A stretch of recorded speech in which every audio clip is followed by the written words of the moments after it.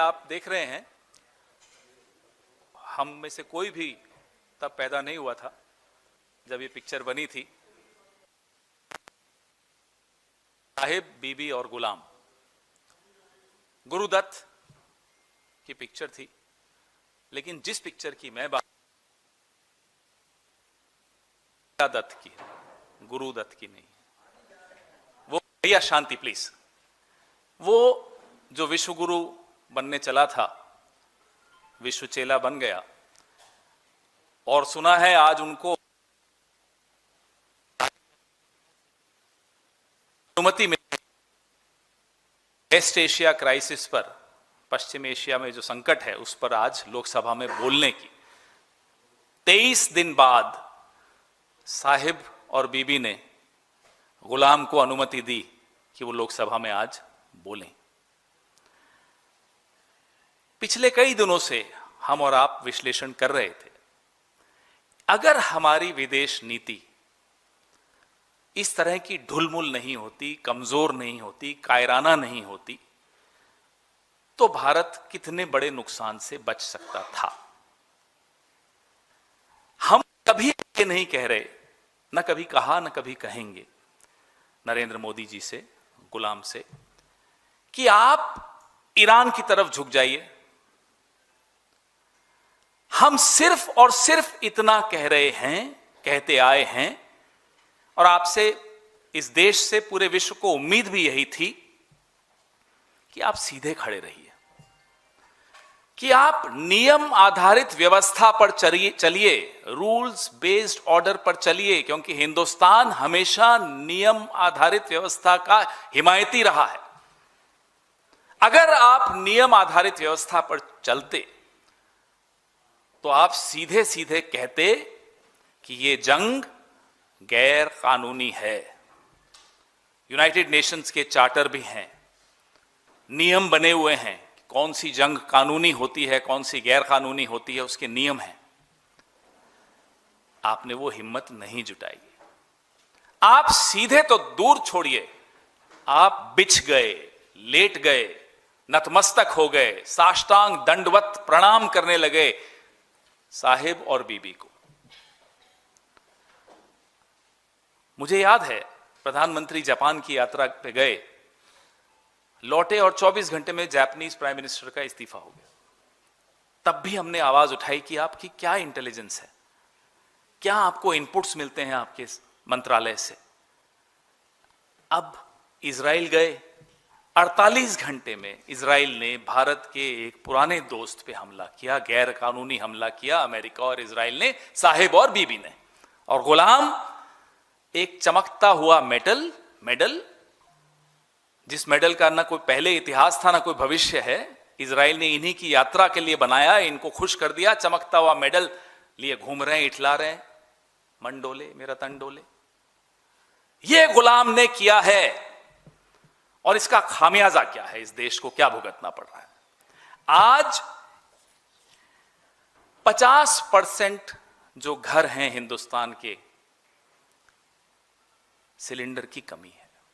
अभी जब मैं आ रहा था तो हमारे साथियों ने मुझे बताया कि जो सिलेंडर का वजन 14.2 किलो होता है, अब उसको 10 किलो कर रहे हैं। ये गुलाम की देन है। बड़े बड़े उद्योग, छोटे उद्योग बंद होने की कगार पे हैं। कितने रेस्टोरेंट, कितने होटल बंद होने की कगार पे हैं। मोरबी के टाइल्स के जो इंडस्ट्री है उसकी हालत जाकर देखिए। देश का कोई कोना ऐसा नहीं बचा कि गुलाम की गलतियों का खामियाजा जिसने नहीं भुगता हो। 60,000 मेट्रिक टन बासमती चावल जो भारत एक्सपोर्ट करता है, अटका हुआ है समुद्र में। अगर गुलामी नहीं करता साहिब और बीबी की, तो स्ट्रेट ऑफ हॉर्मुज हमारे लिए खुला रहता, निर्बाध रूप से खुला रहता, हमें उनकी शर्तें नहीं माननी पड़ती। आपको ये अच्छी तरह से ज्ञान है, लेकिन मैं फिर भी दोहराऊंगा कि भारत जो ईरान से तेल खरीदता आया था, बार बार मुझे था बोलना पड़ रहा है, वो भारतीय करेंसी में खरीदता था, डॉलर्स में नहीं खरीदना पड़ता था। ये हमारे रिश्तों की समृद्धि थी, ये हमारे रिश्तों की ताकत थी कि हमारे फॉरेन एक्सचेंज पे प्रेशर नहीं पड़ता था। हम भारतीय करेंसी में ईरान से तेल खरीदते थे, वो पैसा भारत के बैंकों में जमा होता था और जो वो हमसे ट्रेड करते थे उसमें एडजस्ट हो जाता था। सुना है 8 देशों से अब ईरान नेगोशिएशंस कर रहा है। स्ट्रेट ऑफ हॉर्मुज में जो व्यापार होगा, उसके जरिए जो सामान आएगा, उसको लेकर उन 8 देशों में हम भी हैं। और सुना है कि अब ये 8 देश चाइनीज करेंसी खर्च करके सामान लेंगे, युआन खर्च करके सामान लेंगे। ये गुलाम ने हासिल किया इस देश के लिए। हमारे लाखों लोग गल्फ के देशों में, खाड़ी देशों में काम करते हैं, रेमिटेंस आता है वहां से। गुलाम ने यह नहीं सोचा, जिनके लिए कहते थे पापा ने वॉर रुकवा दी, यूक्रेन से हमारे लोगों को वापस लाया, कहां है पापा? हमारे खाड़ी देशों में जो भारतीय हैं उनको कब लाओगे? उनके बारे में सोचे बगैर मेडल लेने आप चले गए अपने मालिक के पास। मैंने सिर्फ यहां साहिब, बीबी और गुलाम लिखा है। साहिब और बीबी के पीछे एक और बड़े साहब हैं, एप्स्टीन नाम है उनका। उनका जिक्र हम बार बार करते रहेंगे। हमें क्या पड़ी थी, क्या मजबूरी थी, क्या कमजोरी थी, कौन सी कमजोर नस थी, कौन सी ईडी थी, कौन सी सीडी थी, कौन सा वीडियो था कि हम यहां बिछ गए, सीधे नहीं खड़े रह पाए, हर घर को नुकसान पहुंचाया, हर व्यापार को नुकसान पहुंचा। जेम्स एंड ज्वेलरी, गरम मसाले, चावल, केले, अंगूर, कौन सा ऐसा किसान नहीं है जो आज परेशान है गुलाम की गुलामी की वजह से। फर्टिलाइजर, यूरिया, ये सारे आंकड़े हम आपको दे चुके हैं। ये सारे, हर किसान, हर मिडिल क्लास, रूरल, अर्बन, सब जगह गुलामी की कीमत हम लोग अदा कर रहे हैं। 5,000 रुपए का ब्लैक चल रहा है सिलेंडर पर। जो इंडस्ट्रियल डीजल है 22 रुपए से उसकी कीमत बढ़ा दी गई। जो प्रीमियम पेट्रोल है 2 रुपए बढ़ा दी गई। और हम दावे के साथ कह रहे हैं चुनाव खत्म हो जाने दीजिए, कैसे कीमतें बढ़ती हैं दिखाएंगे आपको। ये सिर्फ और सिर्फ चुनाव तक रुके हुए हैं। इसमें भी हम बार बार कह चुके हैं कि आपने जो 28 लाख करोड़ अर्जित किया पिछले 12 सालों में पेट्रोल और डीजल पर सेस लगाकर, अब तो कम से कम वो राहत उपभोक्ता को दिलवाइए। नहीं दिलवाएंगे, ये भी आप लिख लीजिए। एयरलाइंस के ऊपर से कैप हट गया, देखिए कैसे बेतहाशा कीमतें बढ़ेंगी। इंडिगो, आकाशा, हर एयरलाइन की, एयर इंडिया, सबकी।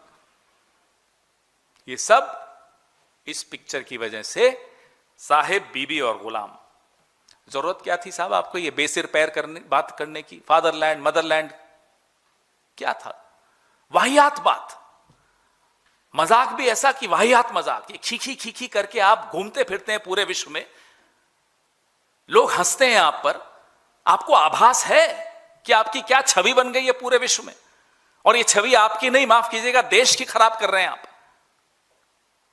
ये खीसे निपोर कर विदेशों में जा जाकर लोगों से गले जबरदस्ती मिल मिलकर क्या हासिल किया साहब आपने?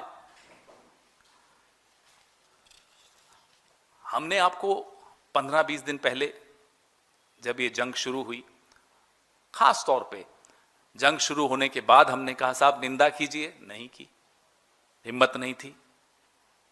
न साहिब के सामने हिम्मत, न बीबी के सामने हिम्मत। हमने फिर आपको कहा कि आयतुल्लाह खामेनेई की हत्या हुई है साहब, शोक के 2 शब्द बोलिए प्रधानमंत्री के मुंह से। आज तक शोक के 2 शब्द नहीं निकले। फिर दोहराते हैं, मत झुकिए ईरान की तरफ, सीधे तो खड़े रहिए। और अगर सीधे खड़े रहेंगे तो निंदा भी करेंगे, शोक भी व्यक्त करेंगे, और जैसा एक सभ्य देश की सभ्य विदेश नीति होती है उसका सम्मान करेंगे। यहां तो आप साहब अपना भी अपमान कर रहे हैं अपनी कायरता के, आपकी कायरता के चर्चे पूरे विश्व में हो रहे हैं। 85% गैस जहां से आता है वो रास्ता ब्लॉक हो गया आपकी इस गुलामी की वजह से, आपकी इस कायरता की वजह से। मैंने आपको बताया, पहले भी बताया, हम कई बार बोल चुके हैं, हम परमाणु निरीक्षण अमेरिका की आंखों में आंखें डाल के 2 बार कर चुके हैं, 2 से ज्यादा बार कर चुके हैं। यह ताकत थी। बांग्लादेश बनाते वक्त भी आंखों में आंखें डाली थी हमने। क्या मजबूरी है आपकी? मैं फिर जानना चाहता हूं, हम सब जानना चाहते हैं, आपकी ऐसी कौन सी सीक्रेट्स अमेरिका के, एप्स्टीन के या इजराइल के पास या तीनों के पास हैं कि आप देश हित में सोचना भी बंद कर चुके हैं, सही कदम उठाना बंद कर चुके हैं। ब्रिक्स के अभी आप चेयर कर रहे हैं ब्रिक्स को, हिम्मत दिखाएंगे? हम बार बार ये दोहराते हैं, हिम्मत दिखाइए। एक विश्व को एक नैतिक नेतृत्व की आवश्यकता है जो हमेशा भारत ने दिया है। आप में वो हिम्मत क्यों नहीं आ पा रही? जब आइरिस देना को हमारे आंगन में अमेरिका ने टॉर्पीडो किया, हिंद महासागर में हम खामोश रहे। हमने फिर कहा निंदा कीजिए, हमने फिर पूछा आपसे कि न्यूक्लियर सबमरीन आपके पड़ोस में आ गया और आपको क्या जानकारी नहीं थी? और जानकारी थी तो आप चुप रहे। ये गुलामी नहीं है तो क्या है, हमें बताइए। एक छोटा देश, सम्मान के साथ कह रहा हूं, लेकिन एक छोटा देश श्रीलंका हिम्मत दिखाता है, कहता है अमेरिका को हम आपको अपने बेस नहीं यूज करने देंगे। और हम एक पहाड़ सा देश है, बड़ा देश है, ताकतवर देश है, 75 साल से एक ताकत, एक गुडविल, हमने एक नाम कमाया है, और हम हिम्मत नहीं जुटा पा रहे अमेरिका को एक बार आंख दिखाने की कि हमारे इंडियन ओशन में आकर आपने हमारे मेहमान को क्यों मारा। हम हिम्मत नहीं जुटा पाए ये बोलने की कि 168 स्कूल जाती बच्चियों को आपने मार दिया है, ये गलत किया है। हम ये हिम्मत नहीं जुटा पाए। क्यों? क्योंकि गुलाम डरता भी है। गुलाम इसीलिए है क्योंकि गुलाम डरता है, और गुलाम डरता इसीलिए है कि गुलाम की कुछ कमजोर नस साहिब और बीबी दोनों के पास है। क्या हमारे देश के प्रधानमंत्री की कमजोरी के चलते हम देश को कमजोर होने देंगे? हम ये उम्मीद करते हैं कि आज हम जो यहां सवाल जो उठा रहे हैं, गुलाम के पास अभी है आधा घंटा, 33 मिनट है, पूछ ले साहिब से और बीबी से, क्या जवाब देंगे? क्या इन सवालों के जवाब देंगे? राहुल जी ने लगातार कोविड से पहले, जीएसटी से पहले, नोटबंदी के बाद लगातार चेताया था कि संकट आएगा। आप हंसी उड़ाते थे उनकी। राहुल गांधी ने फिर से आपको चेताया है कि बहुत बड़ा भीषण संकट एनर्जी में, ऑयल में, व्यापार में, अर्थव्यवस्था में आ रहा है। लेकिन हमें पूरी उम्मीद है साहिब और बीबी की वजह से गुलाम के मुंह से आवाज नहीं निकलेगी। आज भी लोकसभा में आप ये देखिएगा, जवाब नहीं होंगे।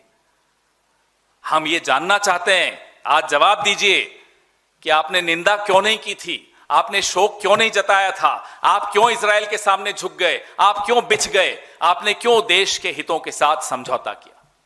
इसका जवाब आज हम उम्मीद करते हैं आप दीजिए, अगर हिम्मत है तो।